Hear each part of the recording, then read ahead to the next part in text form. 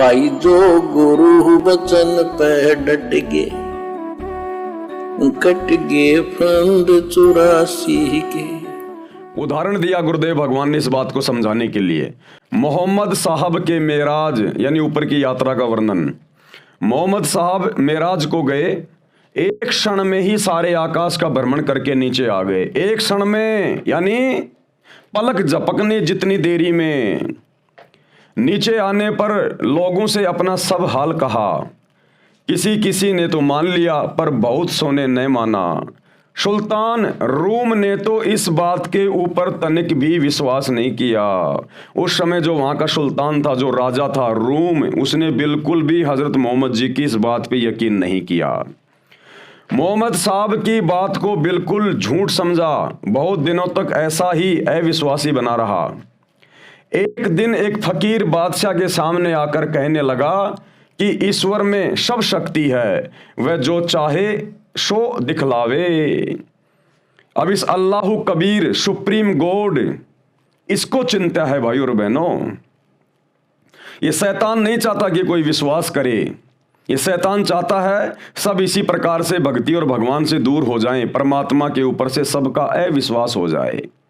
लेकिन वो अल्लाह Kabir supreme code Kabir भगवान, जो वर्तमान में सतगुरु रामपाल जी के रूप में धरती पे प्रकट हैं, ये परमात्मा हम आत्माओं के हृदय में भक्ति की ज्योति जलाए रखता है, किसी न किसी बहाने, किसी न किसी कारण से। क्योंकि हम इसके बच्चे हैं, हम इसकी आत्माएं हैं, और अपनी आत्माओं के लिए पिता ही दुखी होता है।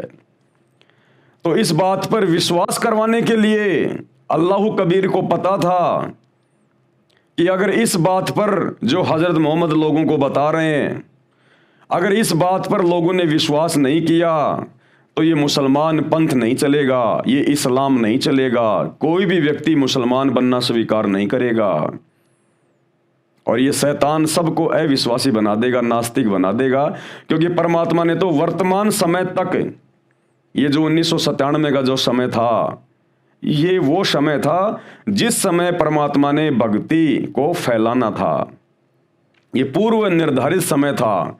कबीर सागर में इस कबीर परमात्मा ने 650 साल पहले ही धर्मदास जी से लिखवा दिया था कि 5500 जब कलयुग बीत जाए, महापुरुष फरमान तब जग तारन को आए।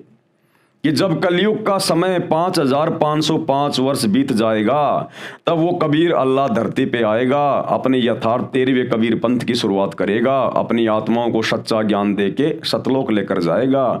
तो ये समय परमात्मा ने पहले से भक्ति के लिए निर्धारित किया हुआ है। और वो कलयुग का 5505 वर्ष का समय सन 1997 में व्यतीत होता है। तो इस समय तक इस अल्लाह कबीर ने, सतगुरु रामपाल जी ने हम आत्माओं को शैतान से बचा बचा के भक्ति में हमारी आस्था को बना बना के यहाँ तक लेके आना था। तो परमेश्वर अल्लाह कबीर ने देखा कि शैतान तो इस प्रकार से आत्माओं को अविश्वासी बना देगा। अगर किसी ने हजरत मोहम्मद की बात पे यकीन नहीं किया तो ये तो सारे के सारे बिगड़ जाएंगे, कोई भी अच्छा काम नहीं करेंगे, और ये पंथ नहीं चलेगा, तो आत्माएं सारी नास्तिक हो जाएंगी। तो वो कबीर अल्लाह एक संत रूप में, एक साधु रूप में प्रकट हुआ, और उस रूम नाम के सुल्तान के पास उसके दरबार में गया। एक दिन एक फकीर बादशाह के सामने आकर कहने लगा कि ईश्वर में सब शक्ति है, वह जो चाहे सो दिखलावे, जो चाहे सो कर दे। आप मोहम्मद साहब के मेराज पर क्यों नहीं विश्वास लाते? मोहम्मद साहब का मेराज बहुत ही ठीक है। उस फकीर ने बहुत प्रकार बादशाह को समझाया, पर बादशाह ने एक भी ना मानी। कि साहब 2 सेकंड के अंदर कोई कैसे 500 वर्ष वाले 17 पर्दों की यात्रा पूरी कर सकता है? 2 सेकंड जितने समय में कोई कैसे आसमान में जाकर हजरत आदम से और अन्य नबियों से मिल के आ सकता है? कैसे उनको नमाज पढ़ा के आ सकता है? ये बिल्कुल अविश्वसनीय है। उस फकीर ने बादशाह से कहा कि पानी का एक बड़ा बर्तन मंगवाओ। अब परमात्मा ने तो उसको विश्वास दिलवाना था और इस्लाम धर्म को चलवाना था। बर्तन मंगवाया गया। फकीर के कहने से उसमें पानी भरकर मैदान में रखवा दिया गया। उसने बादशाह से कहा कि इसमें अपना माथा डुबा कर निकाल लो। दरबारी लोग चारों तरफ से घेर कर खड़े थे कि कहीं बाबा जी कोई शरारत ना कर दे। तो सारे सैनिक चारों तरफ खड़े हुए थे। बादशाह ने जल में सिर डाल के तुरंत ही निकाल लिया। 1 सेकंड में उस बर्तन में उस रूम नाम के सुल्तान ने, बादशाह ने अपना मुंह डाला और तुरंत उसको बाहर निकाल लिया। अब उस 1 सेकंड के समय में इस कबीर अल्लाह ने, जो एक फकीर के रूप में वहां गया, इसने राजा को क्या क्या दिखा दिया। राजा कितने समय तक क्या क्या घटनाएं घटित कर चुका था उस 1 सेकंड के समय में।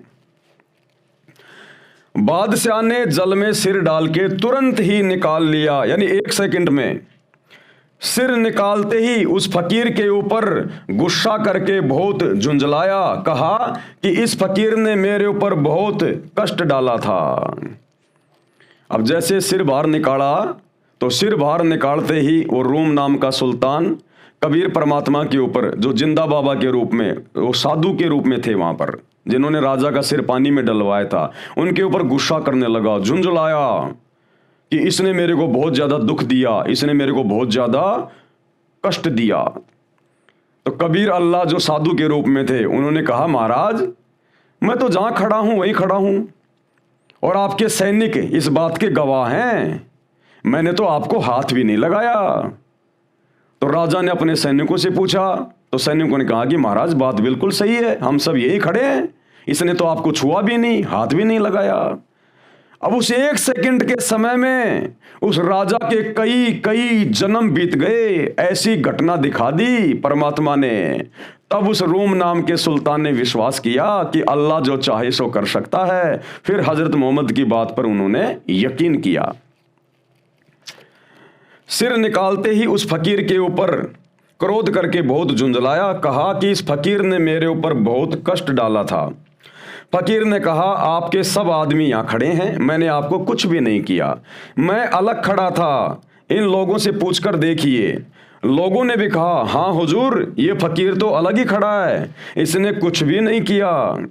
अपने आदमियों की ये बात सुनकर बादशाह को बड़ा आश्चर्य हुआ। कहने लगा कि मैंने जब पानी में सिर डुबोया उस समय देखा कि मैं स्त्री हो गया हूं, एक मैदान में इधर उधर फिर रहा हूं, न कोई आगे है न कोई पीछे। वहां से थोड़ी ही दूर पर खेतीहर लोग खेती का काम कर रहे थे, मैं उसी स्त्री के रूप में उन लोगों के पास गया।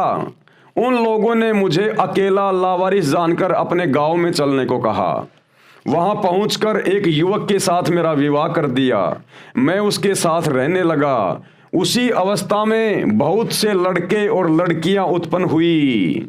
वो राजा रूम जो लड़की बन गया था, उसने कहा कि फिर मेरी शादी भी हो गई और शादी करके मैंने बहुत सारे लड़के और लड़कियां भी उत्पन्न की। उस 1 सेकंड के समय में क्या क्या बीत गया वो बता रहा है। यहां तक कि मैं बहुत बूढ़ा हो गया। उसी बूढ़ी स्त्री के स्वरूप में एक दिन तालाब में स्नान करने गया, जल में सिर डुबाकर बाहर निकलते ही अपने को यहां खड़ा पाया और जाना कि मैं शहंशाह रूम हूं। आप लोगों को भी जैसे का तैसा खड़ा पाया। आश्चर्य है कि इतनी ही देर में क्या क्या हो गया। स्त्री होकर बहुत से बच्चे जने, वृद्ध होकर नदी में स्नान करने गया और डुबकी मारते ही पूर्व अवस्था में आ गया, यानी यहां मैं राजा बन के भी खड़ा हूं। ये क्या कौतुक है, क्या चमत्कार है जो एक क्षण मात्र में ऐसा देखा। उस फकीर ने कहा कि खुदा की कुदरत है, परमेश्वर का चमत्कार है, सतगुरु का करिश्मा है, वह जो चाहे सो कर सकता है। तब उस बादशाह को मोहम्मद के कथन पर विश्वास हुआ। तब भाई और बहनों, आगे चलकर लोगों ने मुसलमान धर्म को तेजी से अपनाना शुरू किया। ये इस्लाम धर्म भी इस कबीर परमेश्वर बाखबर सतगुरु रामपाल जी भगवान ने ही 100 प्रकार के यत्न करके चलवाया है। अन्यथा ये काल तो इस्लाम धर्म भी ना चलने देता। ये शैतान तो ये तो सबको नास्तिक करना चाहता है, भक्ति और भगवान से दूर करना चाहता है, क्योंकि इसको तो श्राप लगा हुआ है प्रतिदिन 1 लाख मानव स्त्री पुरुष खाने का। तो इसका तो काम है पैदा हो जाओ मर जाओ, पैदा हो जाओ मर जाओ, क्योंकि जब तक सच्चे खुदा की सच्ची इबादत नहीं करोगे तब तक पैदा होगे मरोगे, पैदा होगे मरोगे, कभी इंसान और कभी जो गुरु बचन पे डट गए, कट गए फंद 84 के, कट गए फंद 84 के, कट गए फंद 84 के।